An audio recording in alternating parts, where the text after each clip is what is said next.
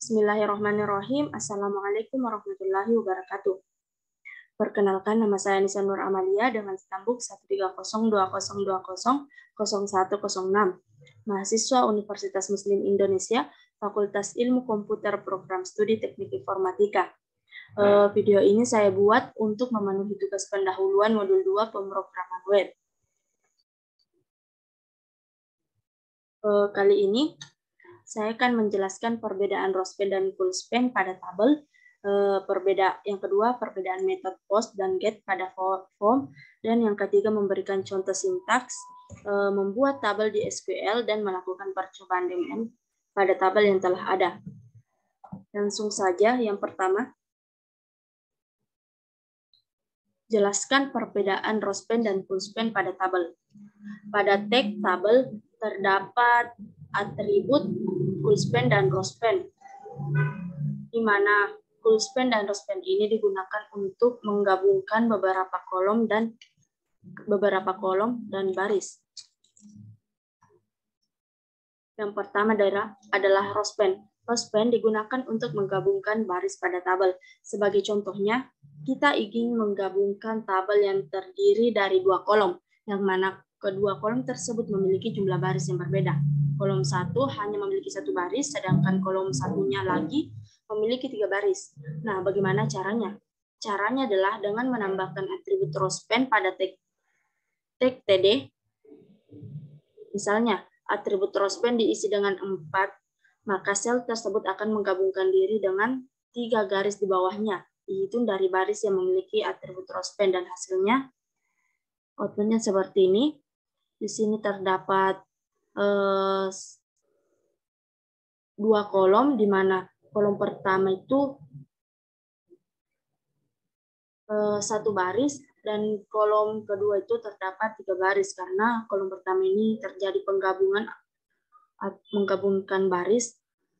Jadi hasilnya 1 baris di kolom pertama dan 3 baris di kolom kedua. Selanjutnya, fullspan. Fullspan ini digunakan untuk menggabungkan kolom pada tabel. Kolom. Sebagai contohnya, kita punya sebuah tabel dengan 2 baris. Baris pertama hanya memiliki 1 kolom, sedangkan baris kedua memiliki 3 kolom. Kita tinggal menambahkan atribut fullspan sama dengan 3 pada tag TD di baris pertama. Dan hasilnya itu seperti ini. Outputnya seperti ini. Di baris pertama itu terdapat 1 kolom, karena sudah ditambahkan fullspan, otomatis kolom-kolom itu terjadi penggabungan. Kemudian di baris kedua terdapat 3 kolom. Selanjutnya yaitu jelaskan perbedaan metode post dan metode get pada form. Nah, post dan get adalah metode yang digunakan untuk mengirimkan data ke suatu server. Yang pertama itu metode post. Metode post ini akan mengirimkan data atau nilai langsung ke action untuk ditampung tanpa menampilkan pada URL. Berikut ini contoh penggunaan metode post. Kemudian selanjutnya metode get. Metode get akan menampilkan data atau nilai pada URL, kemudian akan ditampung oleh action. Berikut ini adalah contoh penggunaan metode get. Ini adalah contoh penggunaan metode get. Jadi perbedaan antara metode post dan metode get yaitu metode post akan mengirimkan data atau nilai langsung ke dalam action untuk ditampung tanpa menampilkan URL. Sedangkan metode get akan menampilkan data atau nilai pada URL, kemudian akan ditampung oleh action. Yang ketiga yaitu berikan contoh sintaks, membuat tabel di SQL, dan melakukan percobaan DML pada tabel yang telah ada. Sebelumnya saya akan sebelum mempraktekannya atau memberikan contoh sintaksnya, saya akan menjelaskan apa itu DML. DML atau Data Manipulation Language adalah kumpulan perintah SQL yang digunakan untuk mengolah atau memanipulasi data dalam tabel. Mengolah atau memanipulasi data. Adapun perintah DML yang biasa digunakan, yang pertama itu ada perintah select, yang biasanya digunakan untuk mengambil atau menampilkan data dari tabel. Kemudian ada perintah insert untuk menyimpan data atau memasukkan data atau mengisikan data ke dalam tabel. Kemudian ada perintah update untuk mengubah data dalam tabel, dan yang terakhir ada perintah delete untuk menghapus data dari tabel. Selanjutnya kita akan mempraktekkan. Nah, selanjutnya yaitu kita akan membuat tabel di MySQL dengan perintah-perintah DML atau Data Manipulation Language. Pertama-tama kita buat dulu database-nya. Database yang saya ingin buat yaitu tugas pendahuluan. Titik koma, kemudian use.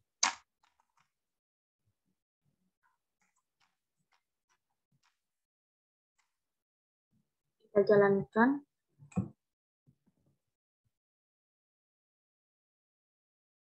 Nah, sudah jalan, kemudian kita jalankan. Nah, kali ini sudah jalan.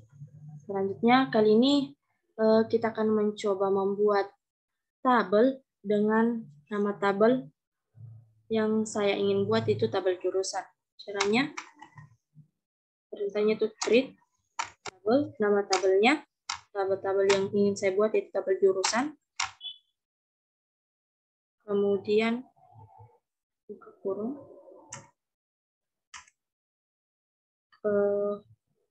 Untuk atribut pertamanya, saya beri nama kode jurusan,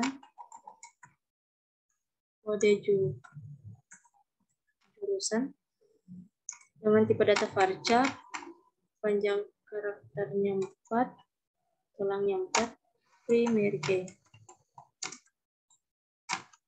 Kemudian atribut kedua yaitu nama jurusan dengan tipe data varchar, tulangnya itu panjang karakternya 30.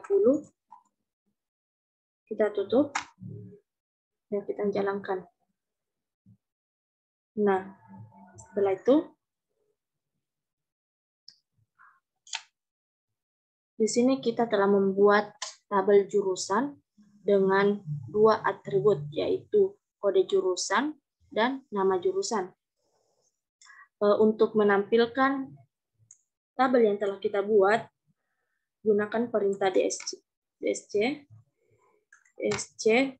nama tabelnya, kemudian titik koma, jalankan. Nah, sudah tampil. Di sini ada tabel yang telah kita buat. Selanjutnya, kita akan menggunakan perintah insert untuk memasukkan atau mengisi data pada tabel. Perintahnya itu insert into nama tabelnya apa, jurusan, kemudian values. Di values ini kita akan mengisi nilai dari tabelnya. Untuk kode jurusan saya beri B001. Kemudian untuk nama jurusannya saya beri teknik informatika. Teknik informatika.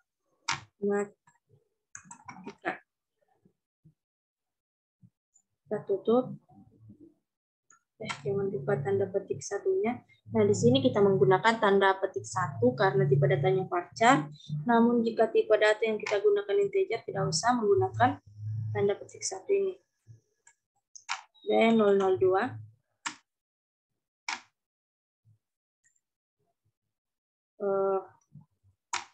Nama jurusannya teknik industri.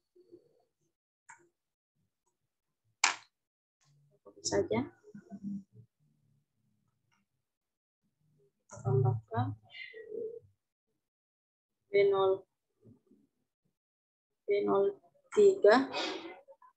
Nama jurusannya kedokteran. Kedokteran.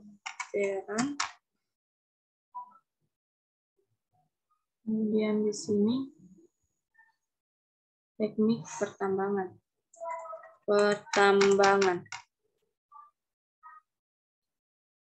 Teknik pertambangan.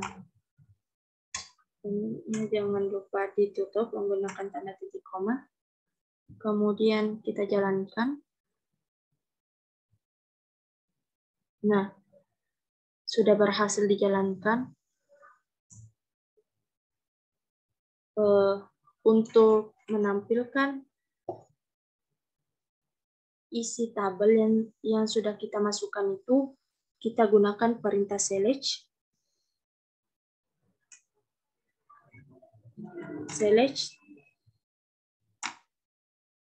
Misalkan kita ingin menampilkan semua isi dari tabel,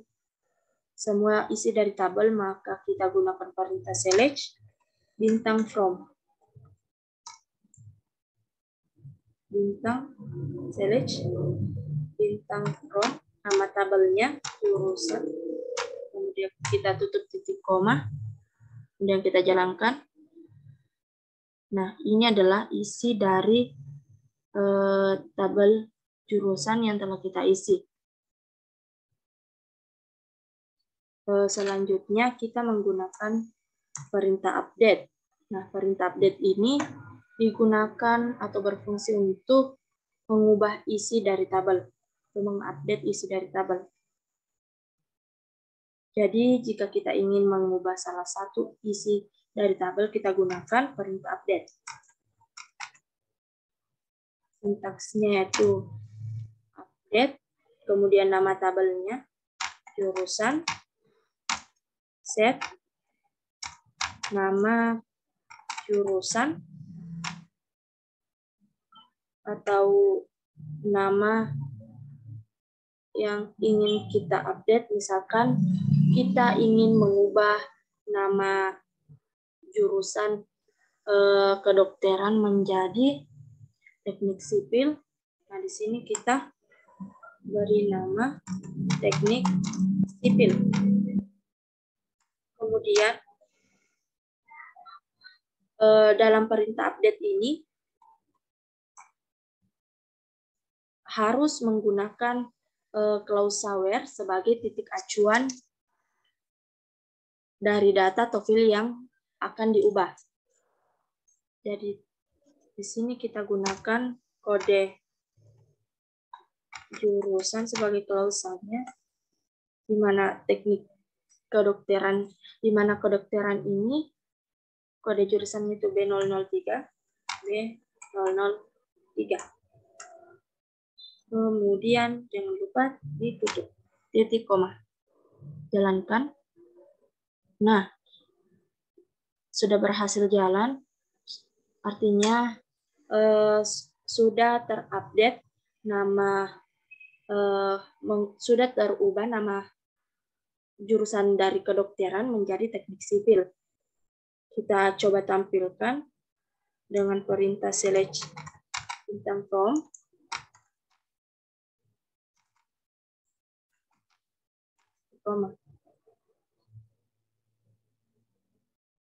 Nah, yang awalnya kedokteran, nama jurusan kedokteran di sini sudah terubah menjadi teknik sipil.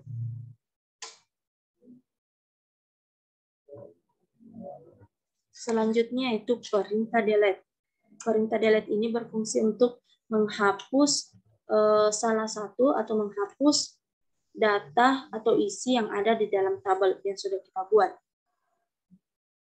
Nah, perintahnya atau sintaksnya itu delete from, nama tabelnya apa? Jurusan. Nah, sama halnya di perintah update, di perintah delete ini juga membutuhkan klausa where sebagai penentu data yang kita hapus. Di sini where, kemudian kode jurusan, Misalkan kode jurusan yang ingin kita hapus itu teknik pertambangan. Jadi kode jurusannya itu B004, B004. Kita tutup dengan tanda titik koma. Kemudian kita jalankan. Nah, sudah berhasil dijalankan. Kita tampilkan. Select bintang from. Titik. Nama tabelnya titik koma. Kita jalankan.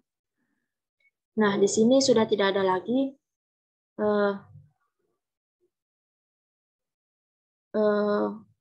jurusan atau nama jurusan kedokteran.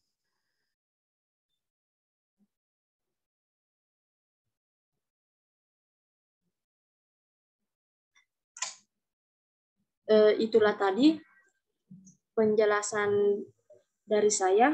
Lebih dan kurangnya mohon dimaafkan. Assalamualaikum warahmatullahi wabarakatuh.